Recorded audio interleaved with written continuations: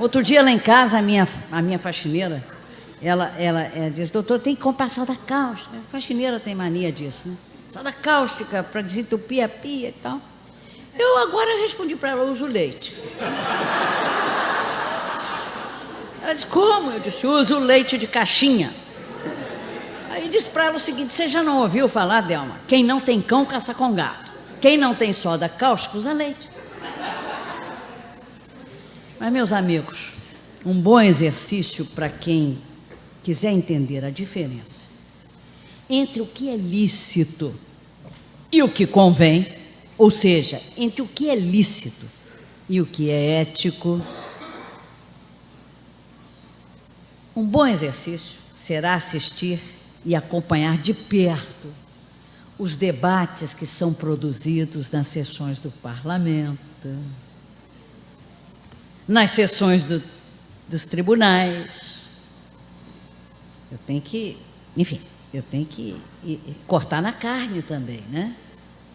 E aqui 2 vezes, né? Sessões do Parlamento, eu fui parlamentar. Sessões dos tribunais, eu fui juíza. Né? Um ministro lá, olha o cupido, manda um torpedo, né? Um e-mail para o outro, olha lá.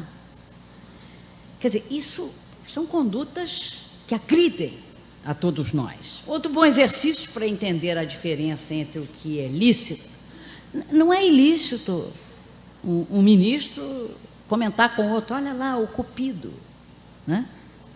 Um ministro conversava com uma ministra, né? Pelo e-mail. É proibido pela lei? Não, não é, mas não convém. Isso não é assunto para 2 ministros, durante uma sessão. Não é assunto do expediente. Mas também, quando vocês quiserem observar essa diferença entre o que é lícito e o que é ético, o que convém, olhem de perto como se movimentam os chefes dos executivos, dos poderes executivos, em todos os seus níveis, federal, estaduais, municipais.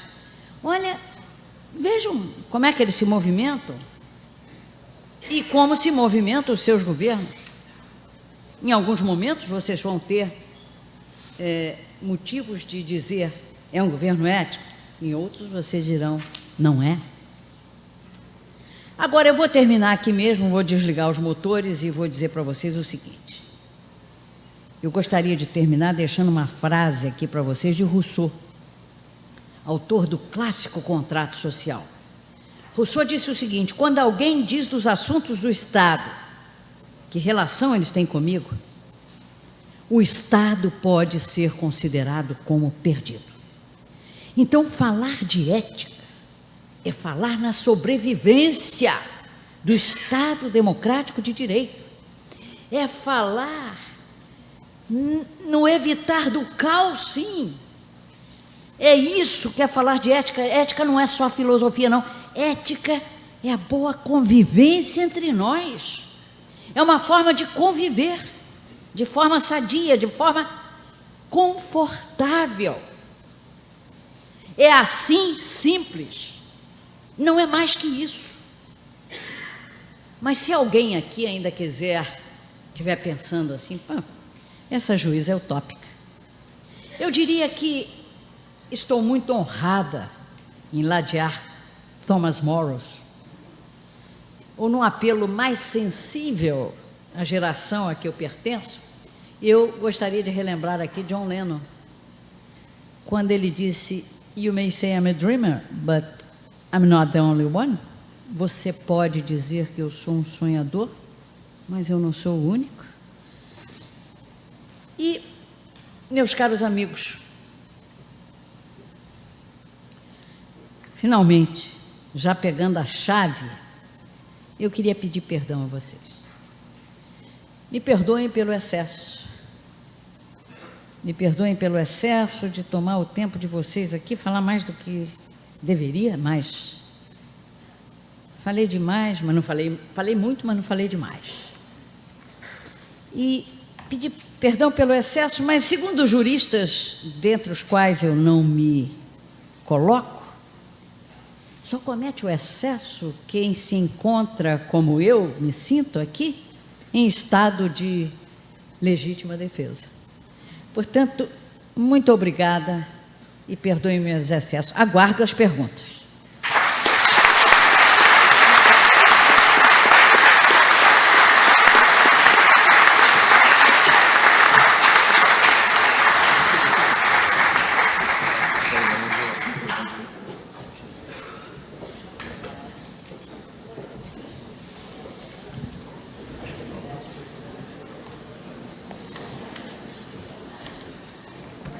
Meus amigos, estamos aguardando as perguntas que estão nos chegando por escrito. Não esqueçam de colocar o e-mail.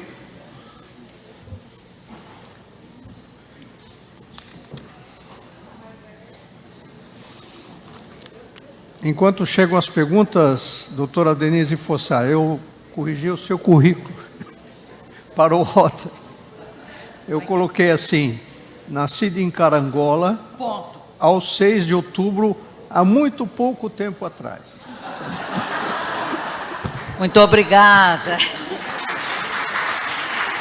Aliás, como dizem os rotarianos, essa é a função do protocolo.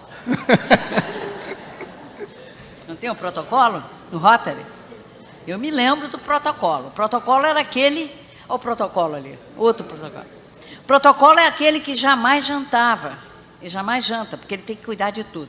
Todos jantam, menos o protocolo. Coitado.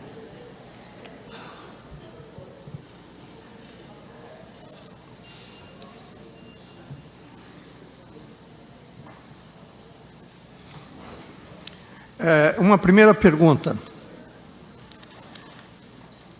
Diz o seguinte: em um país onde cerca de 40 milhões de pessoas dependem de uma Bolsa Família e votam não por consciência política, mas por ter uma garantia de uma renda mínima de subsistência, como modificar a situação atual em relação a uma corrupção crescente enraizada em todos os poderes de nossa República?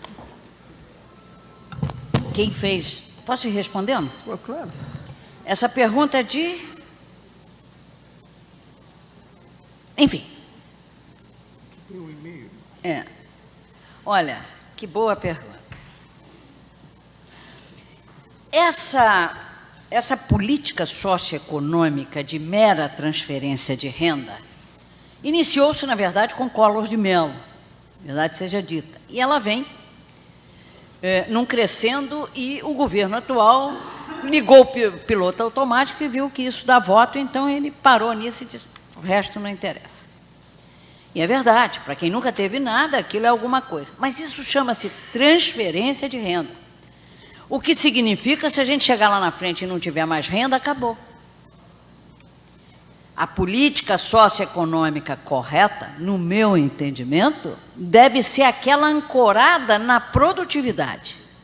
Para isso é preciso um pouquinho mais de trabalho e investir na educação, na infraestrutura e tudo mais. E mais, não vai colher os resultados na próxima eleição. A diferença entre um político e o estadista é exatamente essa. O estadista, ele pensa no futuro, mesmo um futuro distante.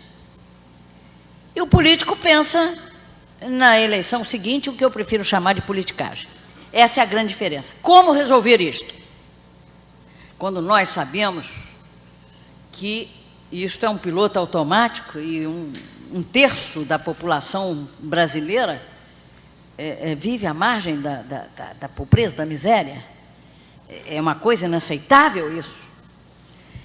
Nos países desenvolvidos, essa doação que se faz, e Rotary sabe muito bem disso, não é sequer dita, porque as pessoas têm vergonha de dizer. E quem recebe também, muitas vezes recebe envergonhado ou às vezes viciado, como dizia o velho Gonzagão.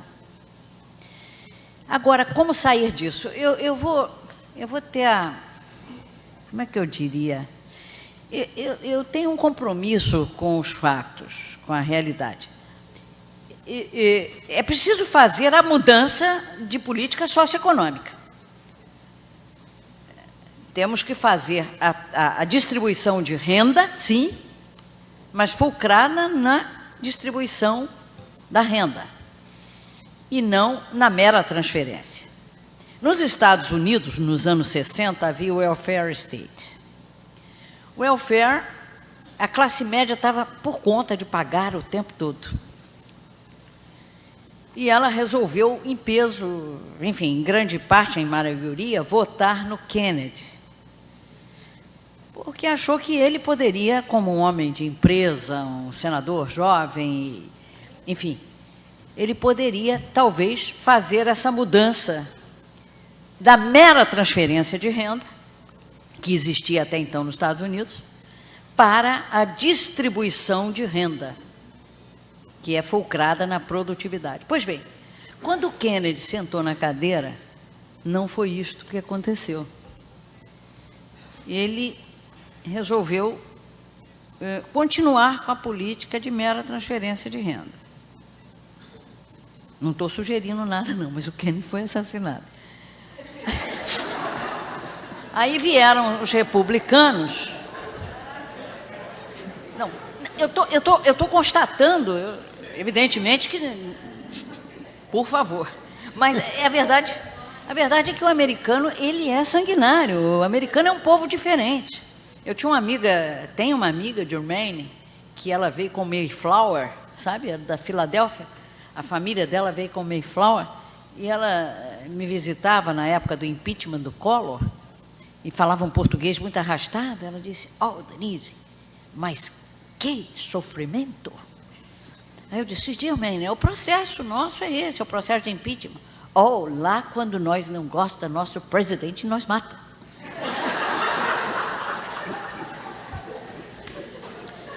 E foi isso que aconteceu, a verdade é essa. É a história deles. Eles são sanguinários? São. É verdade isso. Eles têm o direito de andar armado na Constituição. É outra formação. E eles fizeram isso. Quer dizer, o Kennedy está lá, piloto. Matou. Aí houve a mudança à força. As sociedades mudam assim.